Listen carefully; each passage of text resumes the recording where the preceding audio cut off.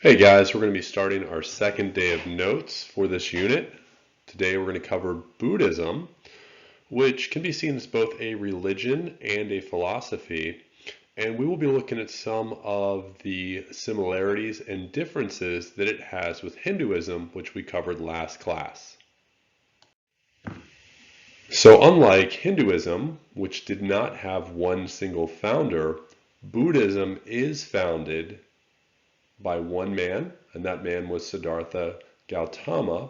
He would go on to become the Buddha, or the Enlightened One. And here we see a depiction of him, and we will see statues of him throughout these notes. So Siddhartha was born to a noble family in 563 BCE. His family was rich, and he had everything he could possibly want growing up. He was born in what is now Nepal, which is just north of India in the Himalayan mountains. And it was predicted that he would either become a great king or a spiritual leader, depending on how he led his life. If he stayed within the palace walls, he would grow up to be a great king, but if he left, he would go off to become a spiritual leader. So his parents, of course, wanted him to become a great king, so they did everything that they could to keep him happy within the palace. Eventually, Siddhartha would get married and have a son, but curiosity got the best of him, and he went outside of the palace gates to see the outside world. And the first time he saw an old man, and he realized that this old man had a hard life, and he was now suffering. He went outside a second time, and this time saw a sick man. And he realized, wow, you can get old and you can get sick, and you're suffering. The third time he went out, he saw a corpse, a dead body. And he realized, wow, life is kind of awful. You get old, you get sick, and you die, and all the while, you're suffering. And the fourth time he went out, he saw a holy man. The holy man inspired him.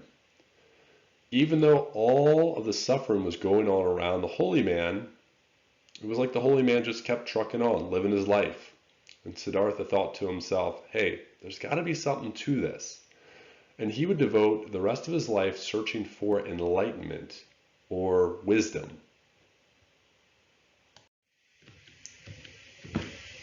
Siddhartha would leave his palace, he would leave his wife and his son, and he went off on his quest for enlightenment. He would debate with other religious scholars, trying to find enlightenment, this ultimate truth. And he thought that maybe living a life of self-denial would help him to find the answers that he was seeking. So he tried to go without food. He was eating 3 grains of rice a day and almost starved himself to death. And after the 49th day of meditation, it finally came to him, and he achieved an understanding of the suffering in the world. And at that point, he became the Buddha, which means the Enlightened One. So we can use either name for Siddhartha. We can call him Siddhartha Gautama or the Buddha. You'll need to know both, though. And here on the map, we can see Nepal and northern India and the Himalayan mountains. So Buddhism is a different type of religion or philosophy than what we've seen before. It's considered to be non-theistic. Okay, there's no focus on one god or many gods, but on the natural world instead. The Buddha said trying to figure out whether there was one god or many gods would not stop your suffering on earth. He said it would be like getting shot by an arrow. When an arrow hits you, the first thing you want to do is end the suffering. He said, but focusing on gods or one god would be like trying to count the feathers on the arrow instead of trying to get help and get the arrow out and stop the bleeding and stop the pain. There are 3 jewels of Buddhism. The first is the Sangha, which is the religious community, the followers of the Buddha. Next is Dharma, which is Buddhist doctrine and teachings. We've seen that word before with Hinduism. They both share the word of Dharma. You'll see it in your book as well. When we talk about Dharma, we mean the Hindu version of the word, which is your duty to your caste, not the Buddhist word, Dharma. And finally, we have the Buddha himself. And there we have a depiction of Buddha. The Buddha with a big belly is a Western idea of the Buddha. In the Eastern tradition, he usually looks much skinnier. We've seen symbols for different religions throughout our history class so far, and we'll continue to see them. This is the wheel of Buddha. It has 8 spokes, and we will see why that's important in just a little bit. So this is already on your notes, but I might put a star next to it to remember the wheel of Buddha is the symbol for Buddhism. Just like for Hinduism, we had the Om, which we talked about last class. So the Buddha comes up with what's called the Four Noble Truths, and you will need to remember these Four Noble Truths. The first of the Noble Truths is that everyone suffers and knows sorrow. Okay, just as he found out that people suffered when he left his palace. And then he says, we suffer because our desires bind us to the cycle of rebirth. Okay, and that kind of works in 2 ways. When we say rebirth, we should be thinking of an idea we learned about last class. That idea of rebirth means reincarnation. So Buddhists believe in reincarnation, as do Hindus.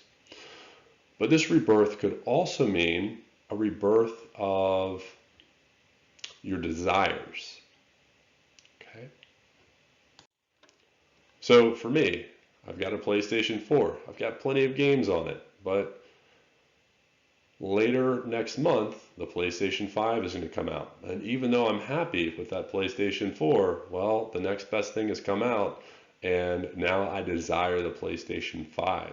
And once I get that, there's always going to be something new that I'm going to want. So that desire is a cycle. You keep wanting more and more.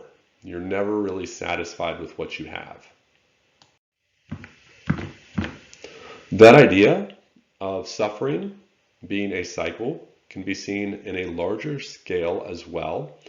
Let's say there's a country next to mine which has a resource like grain, something that we don't have, and our country's army attacks their country and steals that grain. Well, we've contributed to suffering.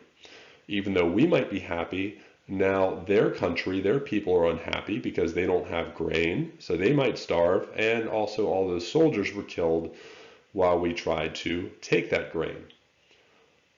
So the Buddha would say we can end our suffering by eliminating our desires. And we can do that, we can eliminate our desires by following the Eightfold Path, this plan that he has laid out, which we'll go over. The Eightfold Path is also called the middle way because it's somewhere between having external desires where you continue to want things and extreme self-denial where you give up everything and almost starve yourself to death, because he tried that and that really didn't work either.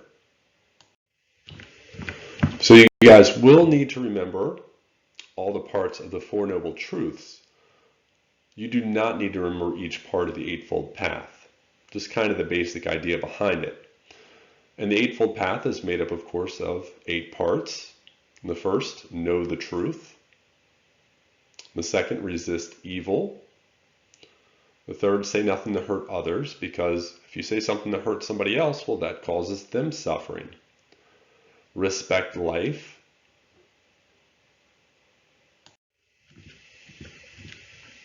He said you should work for the good of others.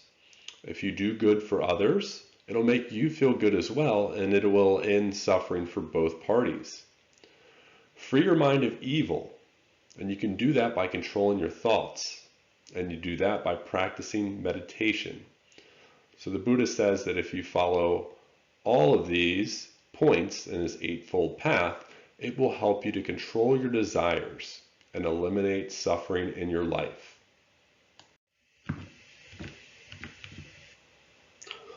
So the goal of Buddhism was to reach nirvana. That means you've gained freedom from the cycle of rebirth through perfect understanding. And of course, that sounds a lot like the idea of Hinduism, which we talked about last class, which was called moksha, where you break free of the cycle of reincarnation and become one with the world soul.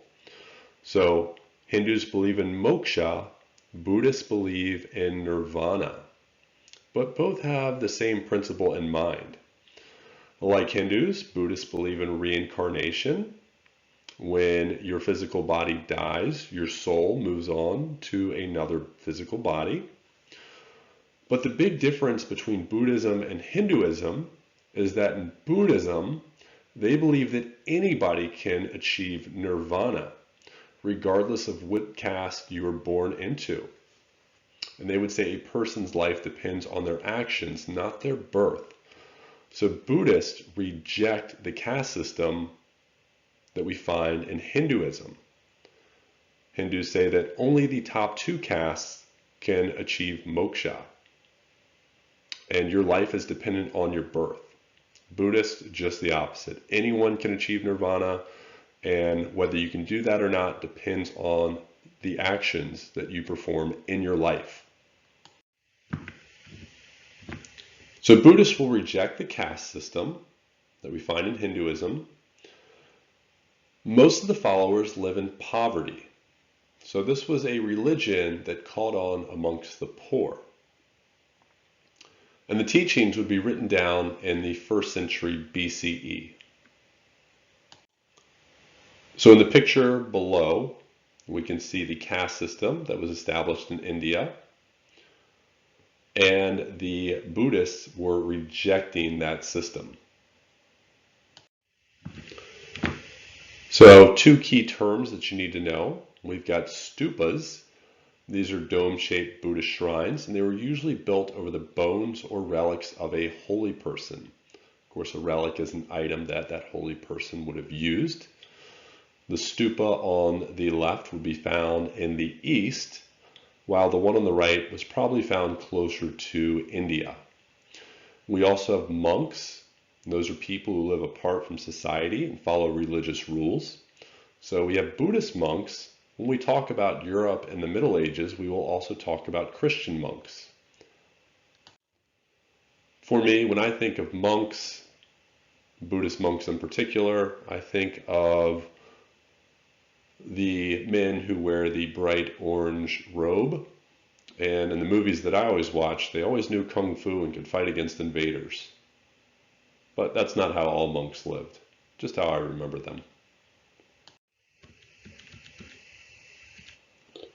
We're going to see Buddhism spread across Asia. It's going to move from India and catch on in China, Korea, and eventually Japan. Buddhist missionaries went out to spread the religion as they crossed the Silk Road, a major trade network that we're going to talk about later on. And through those missionaries, we get cultural diffusion. Okay, these ideas will spread as people bring goods back and forth across this trade network. But Buddhism never really gained a foothold in India. Why do we think that is? Why didn't it gain a foothold in India?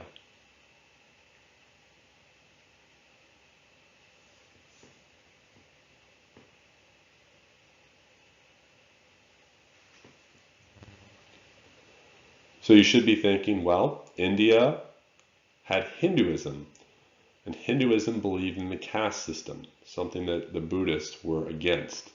So because Hinduism was so strong and prevalent throughout India, Buddhism never really catches on. But it does catch on in China, Korea, and Japan.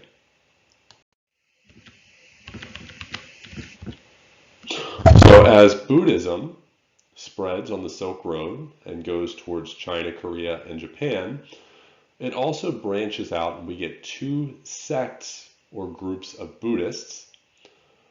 We have the Theravada Buddhists, and they hold to the Buddha's strict original teachings. But we also have a new form of Buddhism, which rises up further east. They worship Buddha as a god and believe that many people could become a Buddha and help others on the path to enlightenment. So here we're going to compare Buddhism and Hinduism. So first off, Hinduism, we said, had no one founder. It was created by many people over thousands of years, while with Buddhism, there is one founder, the Buddha. Hinduism has 820 million followers. Buddhism has 362 million. Both believe in reincarnation. Hindus do believe in the caste system, while Buddhists do not.